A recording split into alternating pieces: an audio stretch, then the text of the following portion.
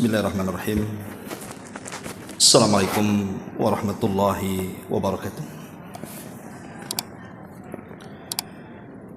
Alhamdulillah wassalatu wassalamu ala Rasulillah wa ala alihi wa sahbihi wa mawalah wa la hawla wa la quwata illa billahi wa ba'du. Alhamdulillah, di pagi menjelang siang ini kita bisa duduk untuk bertalabul ilmi,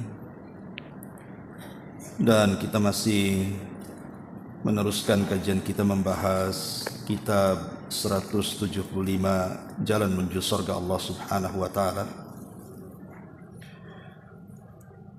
dan kita sudah masuk pada poin ke-20. Di antara jalan surga adalah menuntut ilmu syar'i. Kita baca hadisnya baru kita jelaskan. Nabi sallallahu alaihi wasallam bersabda, "Man salaka tariqan yaltamisu fihi ilman sahhalallahu lahu bihi tariqan ilal jannah." Barang siapa yang menempuh jalan untuk mencari ilmu agama, maka Allah akan mudahkan baginya jalan menuju surga. Kemudian pada poin ke-21, karena masih berkaitan, Nabi SAW juga bersabda, "Fadlul alim alal abid ka fadli ala adnakum. Inna Allah wa malaikatahu wa ahlas samawati wal aradin hatta namlata fi juhriha wa hatta al-huta la yusalluna ala muallimin nas al-khairah." Keutamaan orang-orang yang berilmu atas ahli ibadah seperti keutamaanku atas orang yang paling rendah di antara kalian. Karena sesungguhnya Allah dan para malaikatnya serta penduduk langit dan juga bumi sampai kepada semut yang ada di lubangnya, juga ikan-ikan, mereka akan mendoakan orang-orang yang mengajarkan kebaikan kepada manusia. Baik, dalam dua hadis ini menjelaskan kepada kita tentang di antara jalan menuju surga Allah Subhanahu wa Ta'ala adalah menuntut ilmu syar'i. Seperti ibu hari ini duduk dalam rangka menuntut ilmu syar'i. Di sini Nabi sallallahu alaihi wasallam mengatakan, "Man salaka," siapa yang berjalan. Seperti ibu ini kan berjalan dari rumah ke sini, ada yang naik mobil, ada yang naik motor, ada yang gojek atau apa namanya. Datangnya kemari ini tidak lain dan bukan memang ingin belajar. Bukan yang lainnya ya, bukan ketemu daripada pusing di rumah, ketemu kawan lah di pengajian. Atau sekalian lagi utang. Atau susah tidur biar cepat tidur, atau niat-niat yang lainnya. Jadi bukan itu, memang betul-betul berjalannya kemari itu untuk mencari ilmu. Maka Rasul sallallahu alaihi wasallam kemudian memberikan keutamaan, sahhalallahu lahu bihi tariqan ilal jannah. Maka Allah Subhanahu wa Ta'ala akan mudahkan jalan dia menuju surga. Jangan lagi perkara agama, Bu. Perkara dunia saja kalau tahu ilmunya itu akan mudah. Ibu cari alamat contohnya. Kalau ibu sudah tahu alamatnya, tahu rumahnya, tahu gangnya, tahu RT RW-nya, nggak mungkin nyasar, Bu. Karena ibu punya pengetahuan soal itu. Bahkan bisa ngasih tahu orang lagi. Oh, di sana alamatnya, jalannya lewat sini, lewat situ. Ini soal dunia.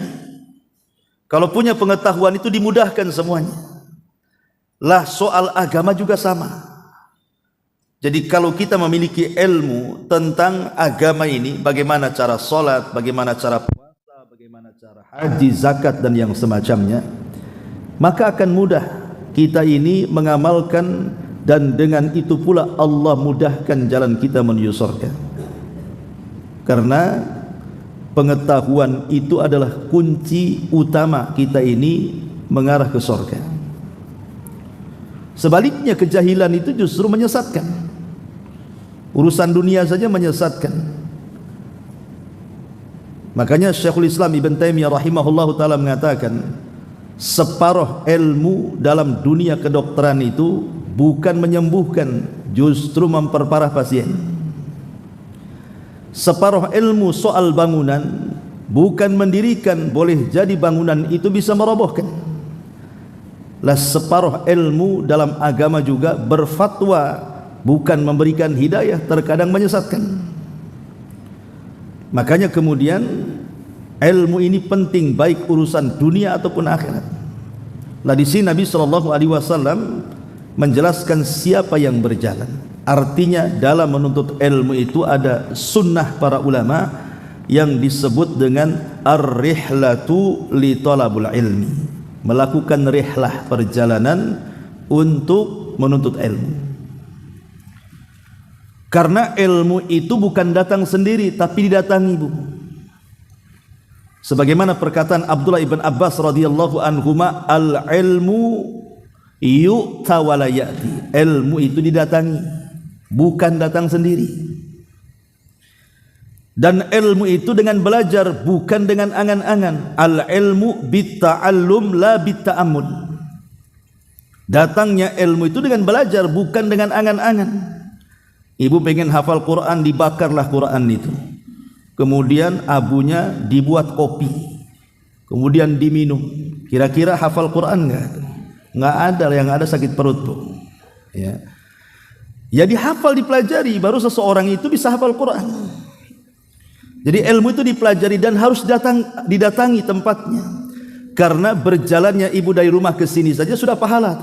Belum duduk di majelis ilmu, baru berjalannya saja.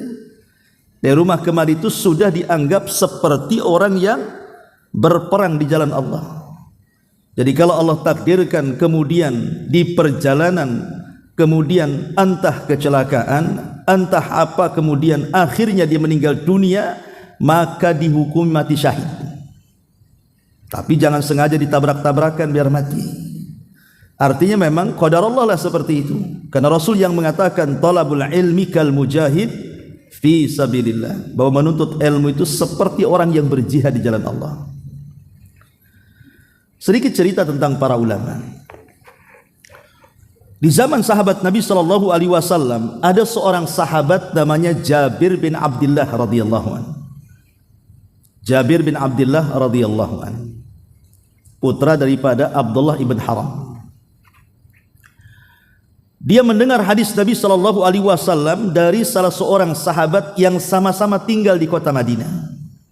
Masalahnya, sahabat yang mendengar hadis itu tidak mendengar langsung dari Nabi, tetapi mendengar dari sahabat lain namanya Abdullah ibn Unais. Lah Abdullah ibn Unais ini dulunya tinggal di Madinah, kemudian hijrah ke Syam.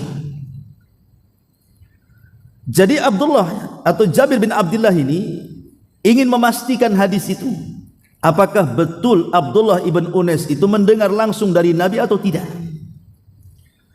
Akhirnya kemudian setelah dia tahu bahwa hadis itu diriwayatkan oleh Abdullah ibn Unais, dia pun mempersiapkan unta dengan seluruh perbekalannya. Dan di zaman itu kendaraan pakai unta. Berjalan dari Madinah menuju Syam selama 1 bulan. Berarti PP 2 bulan. Hanya memastikan satu hadis saja.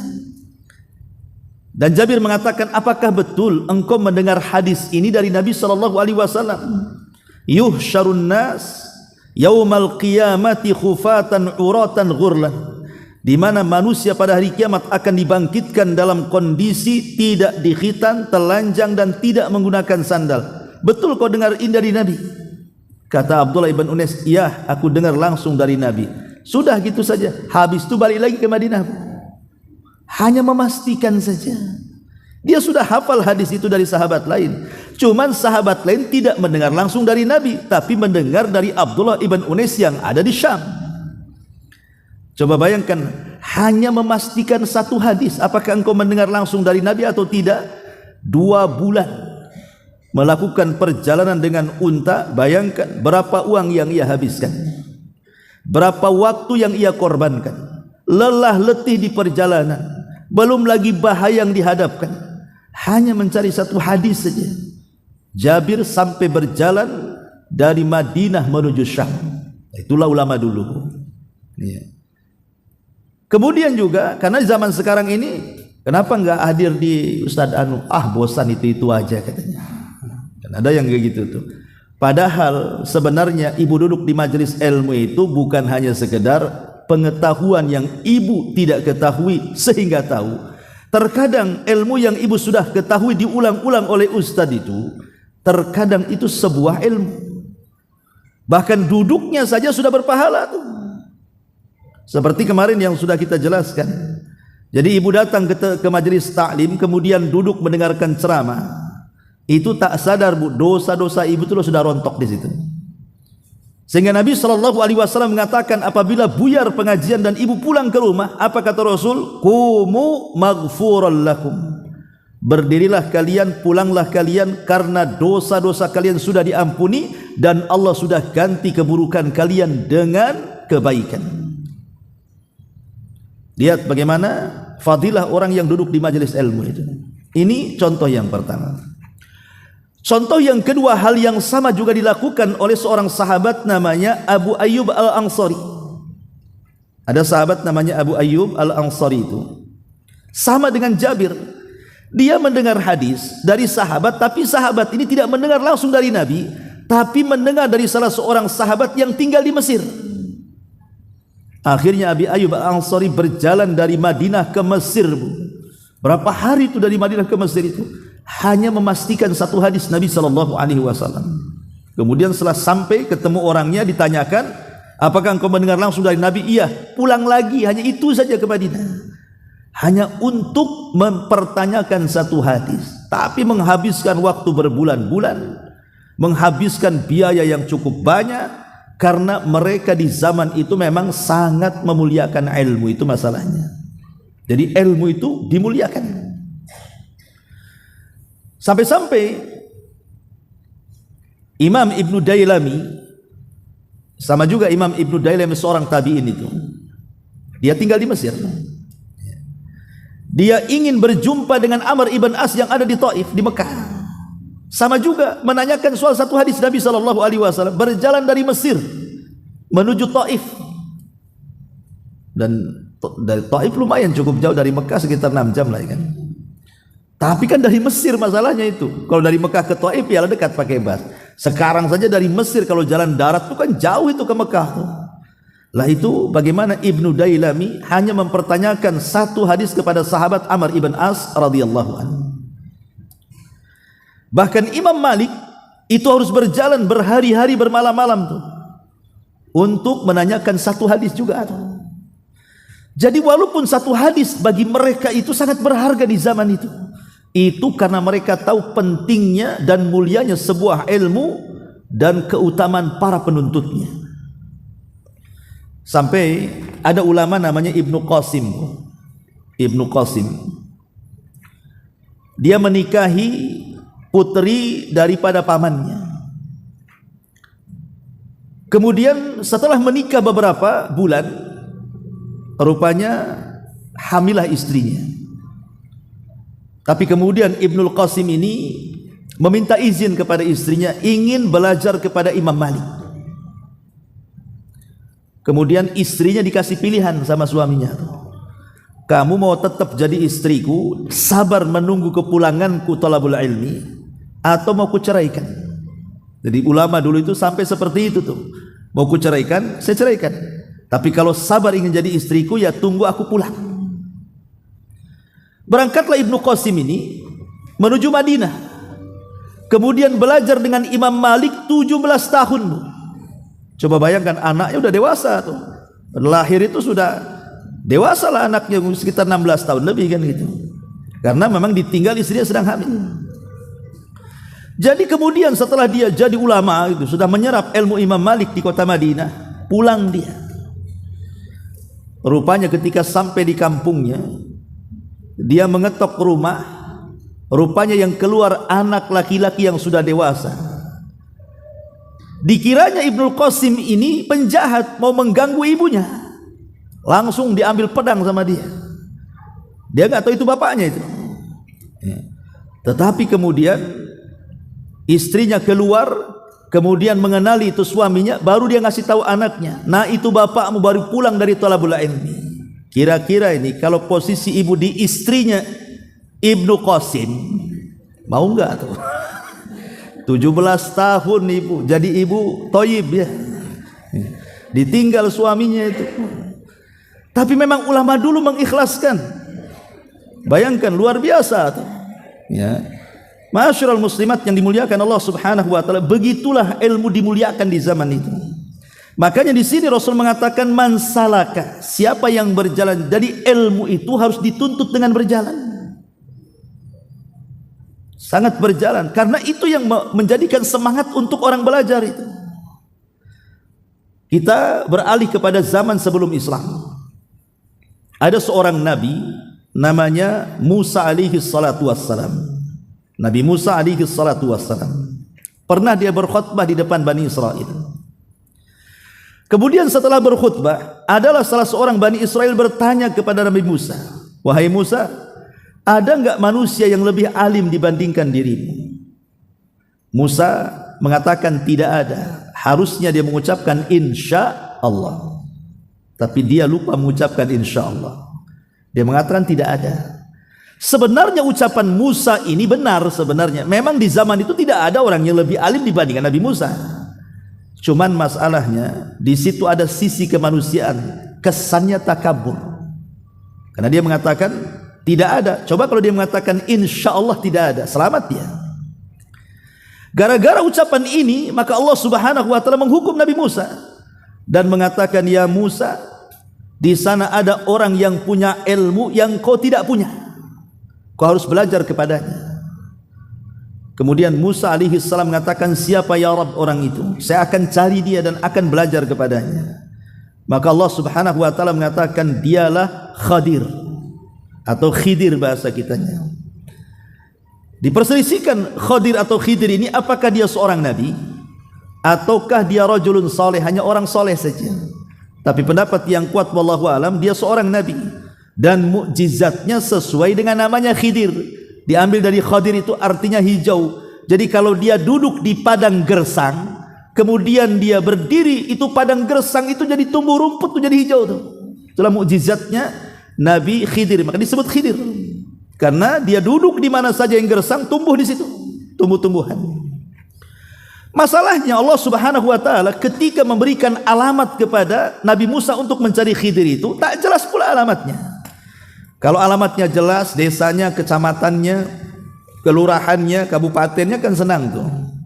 Ini enggak, cari dia di pertemuan dua air lautan. Itu saja alamatnya. Cari dia di pertemuan dua air lautan itu. Kemudian yang kedua, ciri-cirinya kalau engkau sudah sampai di tempat itu, maka ikan asin yang kau bawa itu akan hidup dan loncat. Kalau ikan asin yang mati tiba-tiba hidup kemudian loncat, ikuti itu ikan itu arahnya kemana, maka ikan itu akan menunjukkan kamu ke tempat Khidir itu. Bayangkan coba alamatnya kayak gini, cemana caranya? Ya, mencari dua pertemuan air lautan itu di mana? Tapi Nabi Musa alaihi salatu wasallam sudah berazam karena ini perintah Allah, maka Musa pun siap untuk mencari Khidir dan tidak akan pulang sebelum berjumpa. Akhirnya kemudian Musa membawa pembantunya namanya Yusha ibn Nun, yang kelak akan jadi nabi dan meneruskan perjuangan Nabi Musa. Jadi berangkatlah Yusha ibn Nun dengan Nabi Musa mencari Khidir. Setelah lelah letih entah berapa hari, berapa bulan, berapa tahun, wallahu alam tidak dijelaskan, Al-Quran tidak menjelaskan, karena kisah ini terdapat dalam surah Al-Kahfi. Jadi kemudian Nabi Musa ini berjalan dengan Yusha ibn Nun. Rupanya sudah sampai di tempat itu, tapi kemudian setan membuat lupa. Jadi ketika istirahat Nabi Musa di situ, kemudian Yusha ibn Nun itu melihat kok ikan asinnya hidup, kemudian nyemplung di situ, lupa dan ngasih tahu Nabi Musa. Akhirnya berjalan lagi, lelahlah Nabi Musa, kemudian ingin makan. Rupanya ditanya mana ikannya, ikannya nyemplung. Oh, baru ingat, kita udah kebablasan. Balik lagi ke tempat batu tadi. Disitulah berjumpa dengan Nabi Khidir. Akhirnya Nabi Musa pun belajar kepada Nabi Khidir. Sebenarnya kalau mulia-muliaan, Musa jauh lebih mulia dibandingkan Khidir, karena dia seorang nabi, seorang rasul, ulul azmi, nabi terkenal Bani Israel. Khidir kan hanya seorang nabi saja. Di sini ada faedah bahwa belajar itu tidak mesti kepada orang yang lebih tinggi ilmunya. Terkadang kita juga harus belajar kepada yang setara ilmunya atau yang di bawah ilmu kita. Boleh jadi dia punya pengetahuan yang kita tidak tahu. Tidak mesti dengan ustaz saja, boleh jadi mungkin sesama teman atau mungkin di bawahnya, junior ibu lah. Karena terkadang ada pengetahuan yang luput, seperti Musa belajar kepada Khidir. Maka belajarlah kepada Khidir walaupun pelajarannya aneh-aneh kan itu. Pertama membolongi kapal kan itu.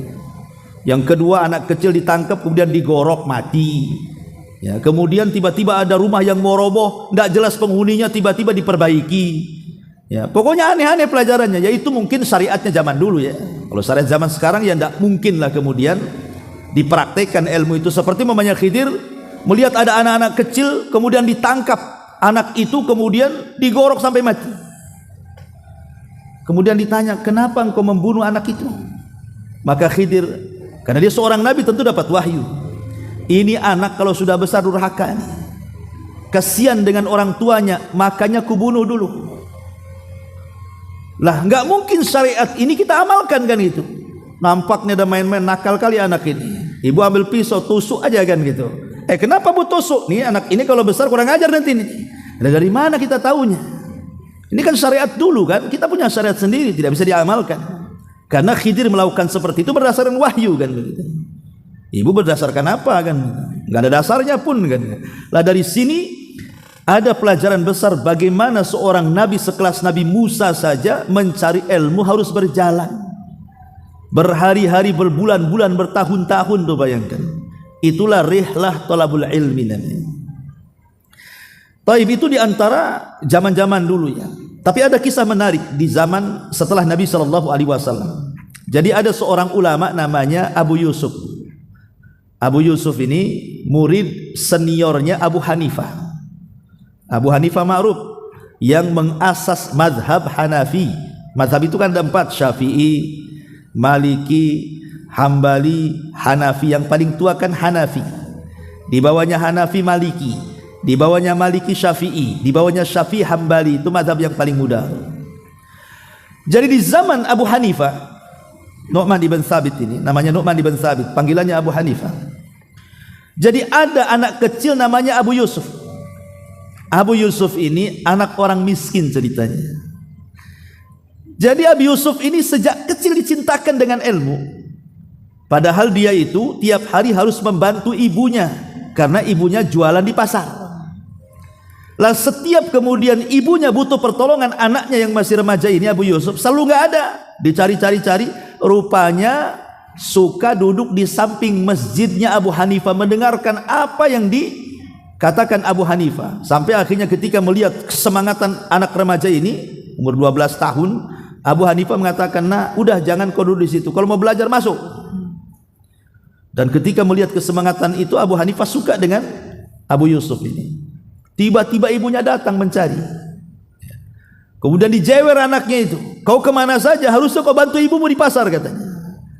Kata Abu Hanifah, "Biarkanlah anakmu itu belajar di sini."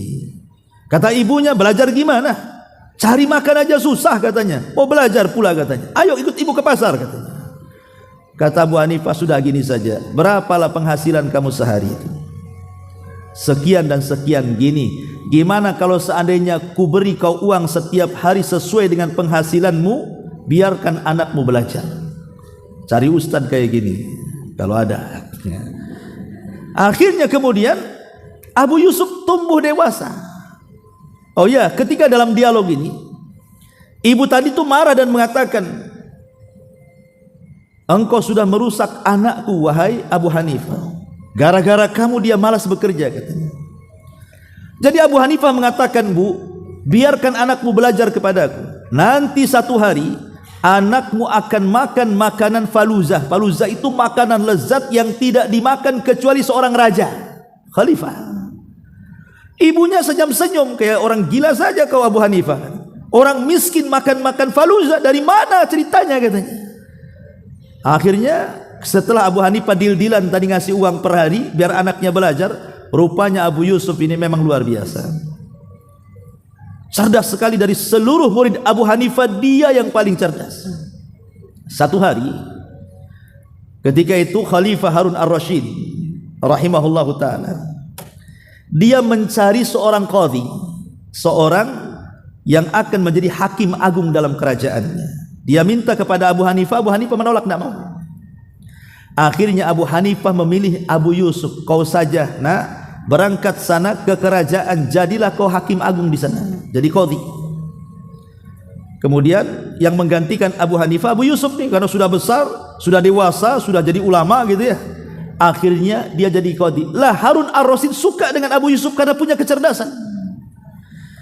Jadi ketika pelantikan dia jadi qadhi itu, maka Harun Ar-Rasyid kan menghormati para ulama, Bu. Dalam satu majelis kata Harun Ar-Rasyid, sini wahai Abu Yusuf, duduklah di sampingku. Akhirnya duduk di sampingnya Harun Ar-Rasyid. Kata Harun Ar-Rasyid kepada pelayannya, datangkan makanan yang lezat kemari katanya. Akhirnya datangkan makanan lezat namanya faluzah. Kata Harun Ar-Rasyid kepada Abu Yusuf, makanlah. Malah enggak dimakan, Bu. Malah dia tertawa dengan makanan itu. Jadi Harun Ar-Rasyid ini bingung, kau ngejek makanan itu ya? Enggak, aku tertawa ingat dengan ucapan Abu Hanifah dulu sama ibuku katanya, bahwa kalau anakmu tinggal di sini satu hari dia akan makan makanan raja katanya. Oh betul juga kata Abu Hanifah ini. Sekarang aku makan ini, coba kan. Dari sini menunjukkan apa, Bu?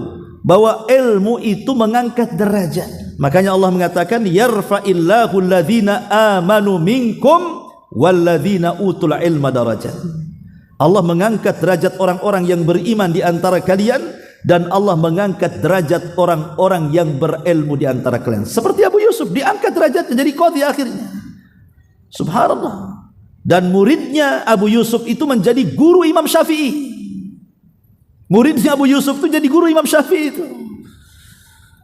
Jadi dia melahirkan para ulama, dia ulama melahirkan para ulama.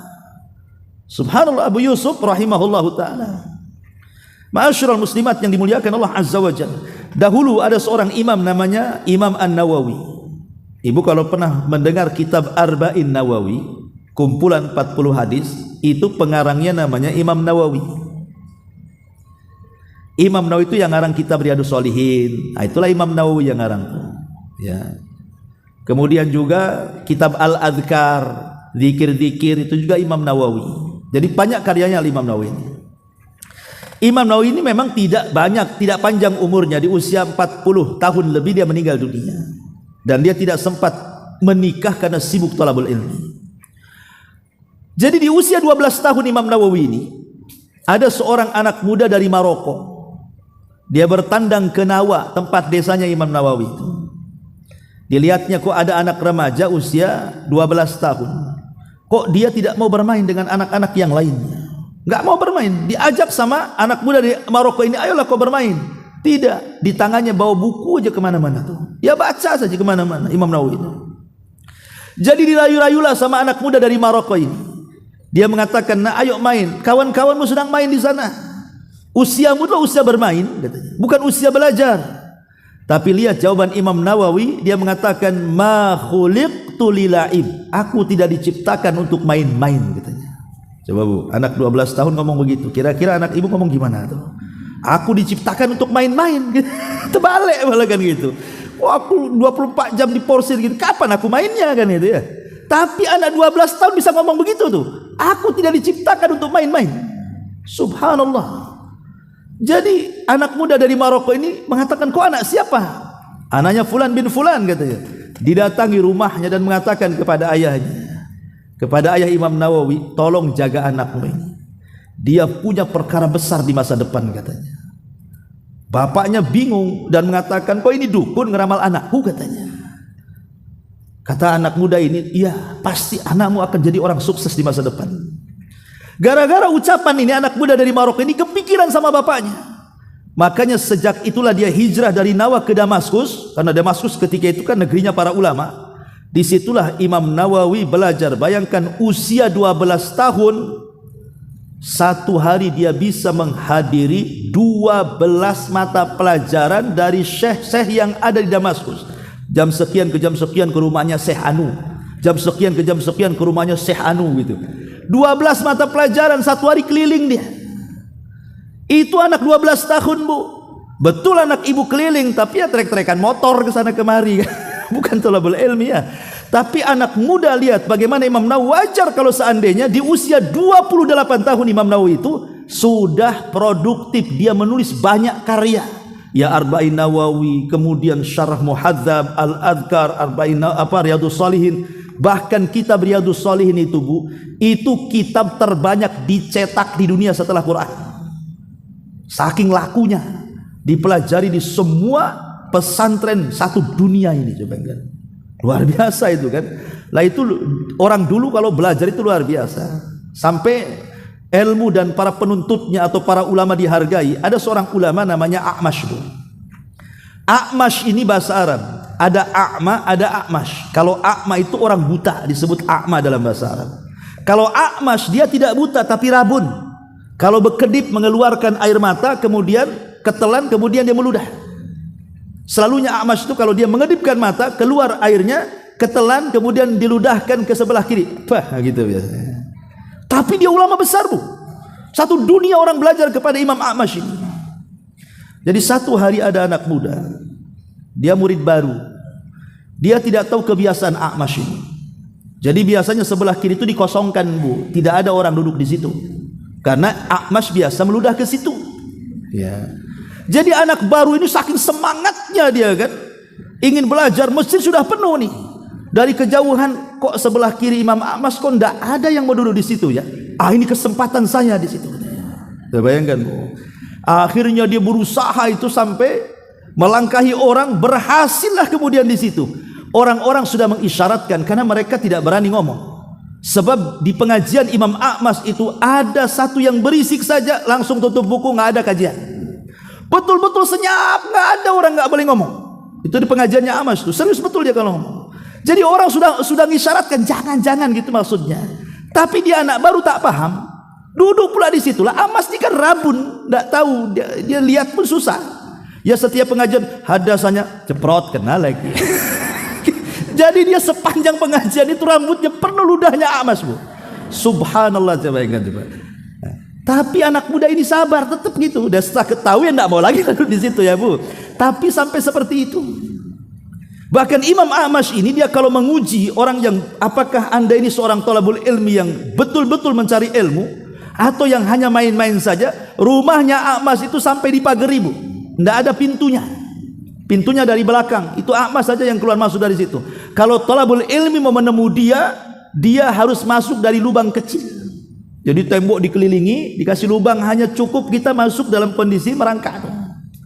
Kemudian di dalam disediakan anjing galak. Jadi kalau masuk nengok anjing itu nggak jadi lagi dia. Kalau dia berhasil masuk kejar-kejaran dengan anjing itu, Bu. Kemudian dia berhasil masuk ke Imam A'mash, dapat satu hadis dia. Coba sampai diuji orang zaman dulu belajar itu sampai seperti itu, dikejar-kejar anjing dulu baru dapat satu hadis tuh. Ibu kesini nggak dikejar-kejar siapa, Bu, kecuali dikejar-kejar debt kolektor ya. Ya nggak tahu. Tapi kan di situ bagaimana zaman dulu itu belajar itu sampai ujiannya kayak gitu loh. Karena ilmu itu memang betul-betul dihargai dan para ulamanya juga dihargai. Orang sekarang ini jangan lagi ilmunya, ustadznya nggak dihargai. Cemana mau berkah ilmunya? Makanya di sini pada poin yang ke-21-nya lihat bagaimana keutamaan orang alim.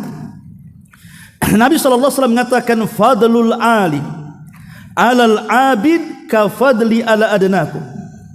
Keutamaan orang yang berilmu atas ahli ibadah itu seperti keutamaanku di atas orang yang paling rendah di antara kalian. Ya, kata Rasul.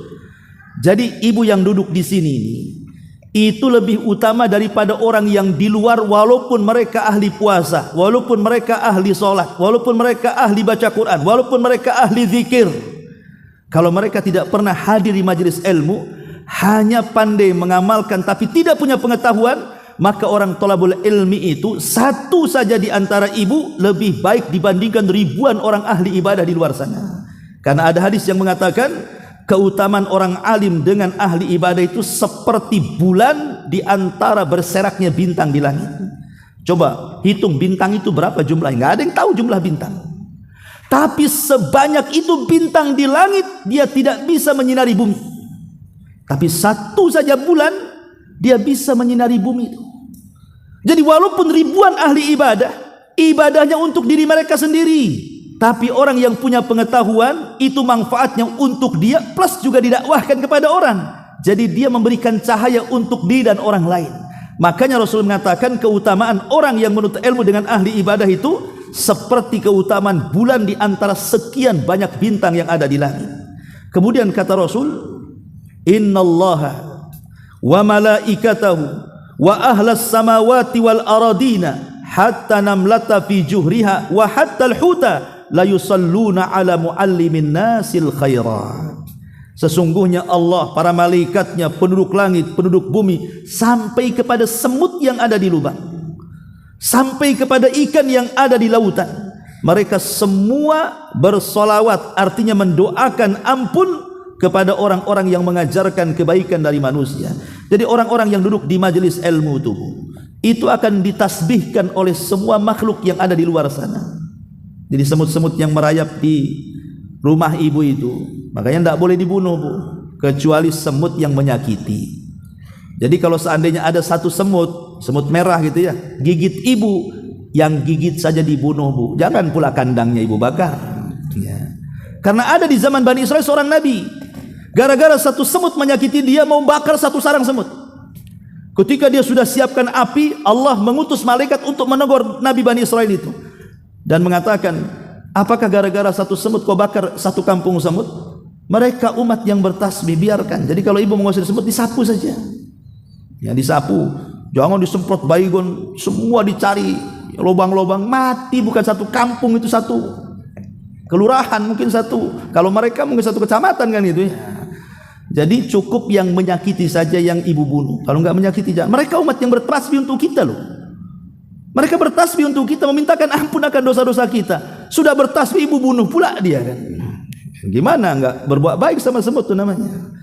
Tapi saya enggak dengar tasbihnya. Ya enggak bisa didengar. Namanya makhluk lain, tasbihnya ya berbeda. Tapi Rasul yang mengatakan seperti itu ya samina wa ta'na sajalah.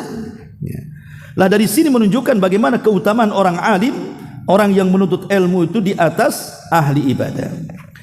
Baik, kita akan jelaskan sedikit tentang keutamaan para penuntut ilmu itu biar ibu lebih semangat lagi untuk menuntut ilmu. Ma'asyiral muslimat yang dimuliakan Allah Subhanahu wa taala. Nabi sallallahu alaihi wasallam itu tidak pernah meminta kepada Allah Subhanahu wa taala untuk dilebihkan dari segi dunia. Tapi Nabi sallallahu alaihi wasallam hanya meminta kepada Allah itu untuk dilebihkan dari segi ilmu saja. Rabbi zidni ilma. Ya Allah, tambahkan ilmu pengetahuanku. Rasul tidak pernah mengatakan tambahkan hartaku, tambahkan bisnisku, tambahkan duniaku. Tidak. Rasul tidak pernah meminta kecuali tambahan ilmu. Rabbi zidni ilma. Ya Allah, tambahkan kepadaku ilmu. Makanya ayat yang pertama kali turun kepada Rasul, surah apa? Al-Alaq 1-5 dimulai dengan kata-kata apa? Iqra. Iqra itu artinya alat untuk mencari ilmu. Tanpa baca orang nggak bisa dapat ilmu. Makanya dengan baca itu orang dapat pengetahuan. Ayat yang pertama saja disyaratkan untuk mencari ilmu.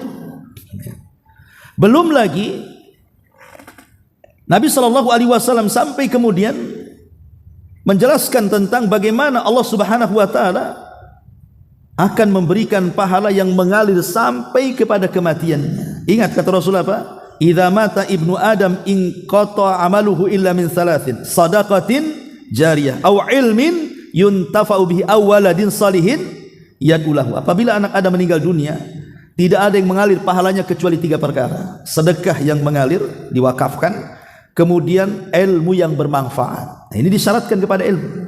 Ya. Disyaratkan kepada ilmu. Jadi kalau ibu ini belajar hari ini atau kepada siapa ustadznya, kemudian diamalkan, itu pahalanya mengalir. Kemudian juga Nabi SAW menjelaskan bahwa orang yang keluar menuntut ilmu, tadi saya sudah jelaskan di mukadimah, itu sama dengan orang yang keluar berperang di jalan Allah Subhanahu wa taala. Artinya sama dengan para mujahidin fi sabilillah. Bahkan lebih daripada itu, orang yang menuntut ilmu itu akan mewariskan warisan para nabi. Kata Rasul, al-ulama warasatul anbiya. Ulama itu pewaris para nabi. Wal anbiya lam yuwarithu dinaran wala dirhaman. Ulama itu tidak pernah mewariskan dinar dan dirham, maknanya tidak mewariskan dunia. Walakin warasul ilma faman akhadha bihadin wafir. Maka siapa yang mengambilnya, maksudnya mengambil ilmu dari para ulama yang lainnya, maka dia telah mengambil bagian besar dari warisan para nabi. Dan banyak lagi. Baik, sedikit kita akan jelaskan tentang beberapa kisah lagi dari para ulama, bagaimana mereka memuliakan ilmu karena tahu fadilahnya. Ma'asyiral muslimat yang dimuliakan Allah Subhanahu wa taala, sebut saja disebutkan oleh para ulama. Di sini perkataan Abdurrahman ibn Abi Hatim rahimahullahu taala. Dia mengatakan, kunna bi Misrin sab'ata ashhur. Aku dulu belajar di Mesir, karena dulu Mesir itu kan gudangnya para ulama dan gudang ilmu di zaman itu. Kata Abdurrahman ibn Hatim, aku belajar di Mesir itu sampai 7 bulan. Lam na'kul fiha marakatan, tapi aku tidak pernah merasakan enaknya makanan. Marok itu semacam kuah daging. Ya, orang Arab kan suka dengan kuah daging itu. Ya. Kullu naharina. Kenapa demikian? Karena setiap siang kami, dari pagi, siang sampai sore itu, naqsimu lima jalisi syuyukh. Kami membagi-bagi majlis-majlisnya syekh ini dan syekh itu. Jadi sudah lupa akan makan tuh. Jadi jam sekian belajar di Syekh Anu, jam sekian belajar di Syekh. Jadi dari pagi, siang sampai sore dihabiskan untuk situ, karena lezatnya belajar sampai lupa makan. Kalau kita kan terbalik gitu. Saking banyak makan lupa belajar. Nah, gitu ya kalau orang sekarang. Kalau orang dulu kan gitu, sibuk belajar lupa makan. Dulu orang dulu luar biasa. Ya. Ini contohnya bagaimana mereka tahan lapar gitu ya. Sama lah ibu, kalau ibu niat anak ibu main game, itu kan saking khusyuknya kan bu ya. Kadang-kadang kan lupa makan tuh, pagi siang sore nge-game saja. Akhirnya lambat-lambat kena lambungnya anak tuh. Orang kalau khusyuk itu lupa segalanya. Lah para ulama dulu itu memang ilmu dijadikan sebuah kelezatan. Jadi kalau sudah belajar itu lezat rasanya. Makanya mereka bisa duduk bertahan berjam-jam dari pagi sampai sore untuk belajar itu. Nah, itulah orang-orang yang sudah merasakan kelezatan ilmu, pasti dia akan suka duduk. Coba ibu kalau tidak pernah belajar bu, duduk di majelis talim, ajaklah kawan ibu tuh yang tidak pernah ke majelis talim itu. Ajak ke sini duduk saja. Jangan lama-lama, 1 jam saja. Itu kayak burung ditangkap dimasukkan sangkar, maunya keluar aja tuh. Udah nggak enak tuh, apalagi serius, nggak ada ketawanya, nggak ada apa, ini ustaz apa nih gitu. Kan itu ya. Mungkin dia nggak kerasan kan itu. Besok diajak lagi dia kapok mungkin dia. Karena tidak terbiasa dan belum pernah merasakan lezatnya ilmu. Orang yang merasakan lezatnya ilmu itu karena banyak duduk di majelis taklim, kemudian ada niat ingin belajar, mengangkat kejahilan dalam dirinya untuk mengangkat kejahilan kepada orang lain. Baru dia akan merasakan kelezatan. Makanya kenapa harus ada adabnya, harus ada ikhlas, harus ada sabar. Ya, karena sabar dalam menuntut ilmu itu rahasia orang mendapatkan pengetahuan. Kemudian juga disebutkan oleh Imam Ibnul Qayyim rahimahullahu taala. Jadi dia punya guru namanya Syekhul Islam Ibnu Taimiyah. Ibnu Taimiyah itu gurunya Imam Ibnul Qayyim. Jadi satu hari Ibnu Taimiyah itu sakit parah. Ya, karena kelelahan belajar dan mengajar, akhirnya terbaring sakit dia, tidak bisa bangun. Dibawalah dia ke mustasfa, ke rumah sakit mungkin bahasa kitanya. Kemudian dirawat sama dokter. Tetapi selama di rumah sakit, walaupun dia lemas gitu kan, dia tidak pernah tinggal yang namanya pena dengan buku tuh. Ditulis saja dari hafalannya tuh. Jadi kata dokter ini, ya Imam, waktumu bukan waktu belajar, waktumu itu waktu istirahat. Kamu tuh sakit parah. Kalau kamu kurang istirahat, penyakitmu akan bertambah. Kok lama sembuhnya?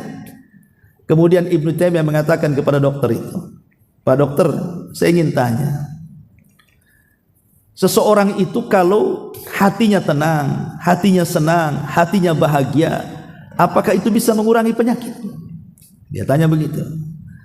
Kalau orang itu tidak ada masalah, pokoknya bahagia hatinya, apakah itu bisa mengurangi penyakit? Kan dia tahu bahwa kalau dalam ilmu Tibun Nabawi itu justru kebanyakan penyakit itu kan dari pikiran, sedikit dari makanan. Tapi kalau mungkin ilmu kedokteran mungkin terbalik kan gitu ya.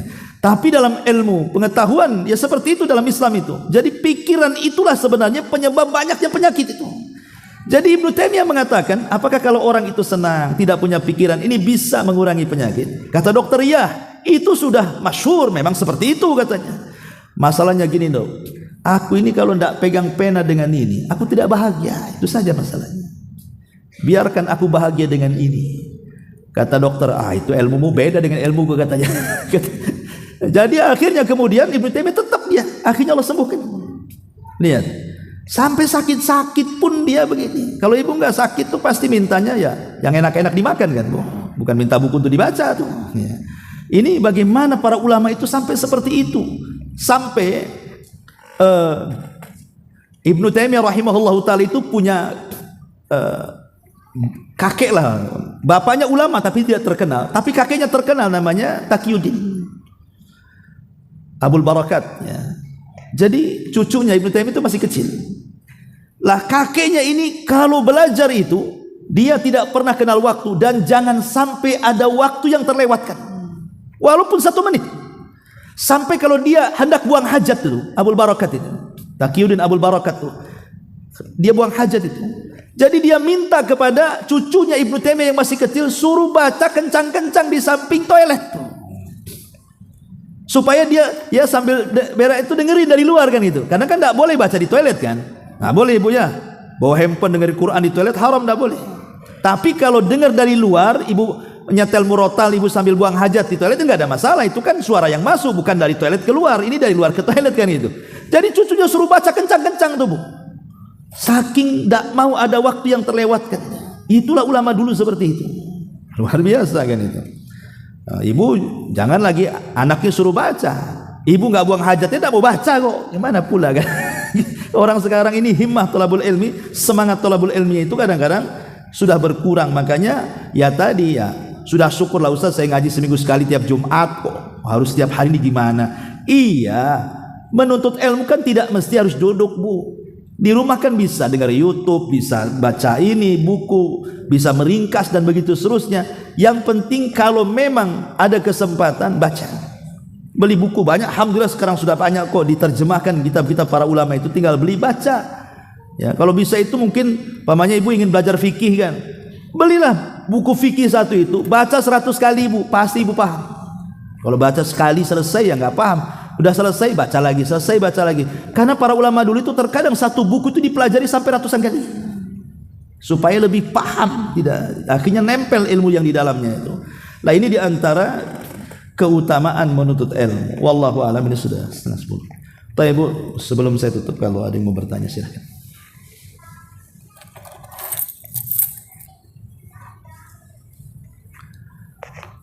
Ada?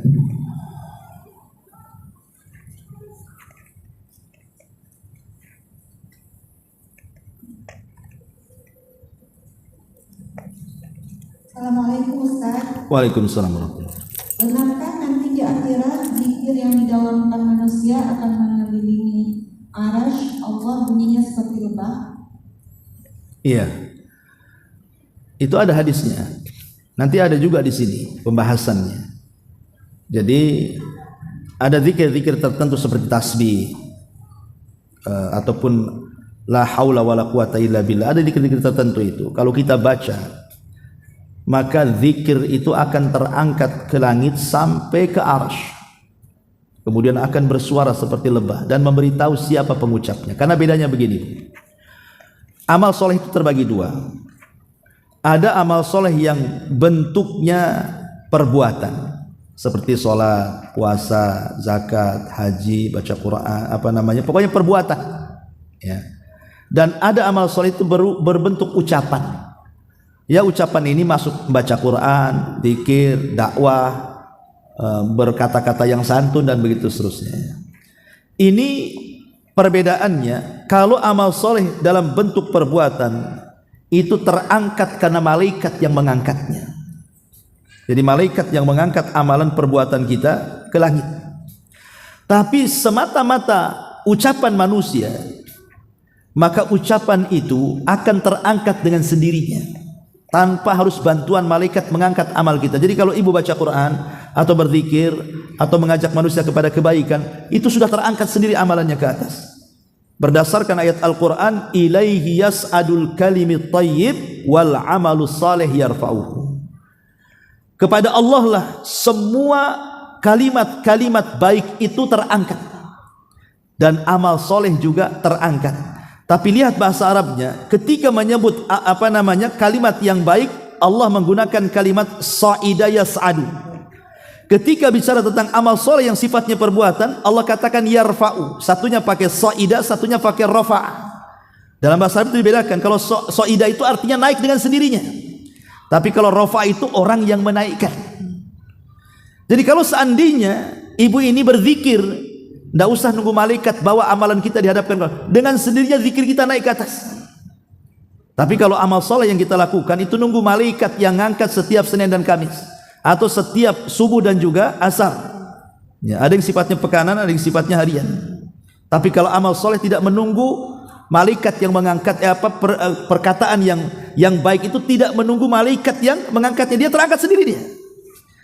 Makanya kenapa lisan itu sebenarnya paling mudah orang masuk surga dengan lisan itu, tapi paling mudah juga orang masuk neraka dengan lisan. Kalau orang berzikir tiap hari itu zikirnya langsung naik ke atas tuh. Ya, makanya di sini ada hadis yang mengatakan seperti itu, bahwa nanti zikir itu akan mengelilingi di aras dan akan mengeluarkan suara tawon itu, dan akan menyebut-nyebut siapa yang mengucapkannya. Wallahu a'lam. Ya. Baik, enggak ada? Ya, sampai di sini. Subhanaka bihamdika. Ada?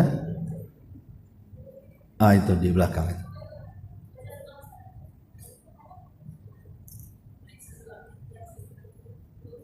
Sudah?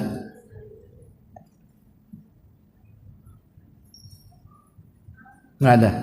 Subhanaka bihamdika, asyhadu an la ilaha illa anta astaghfiruka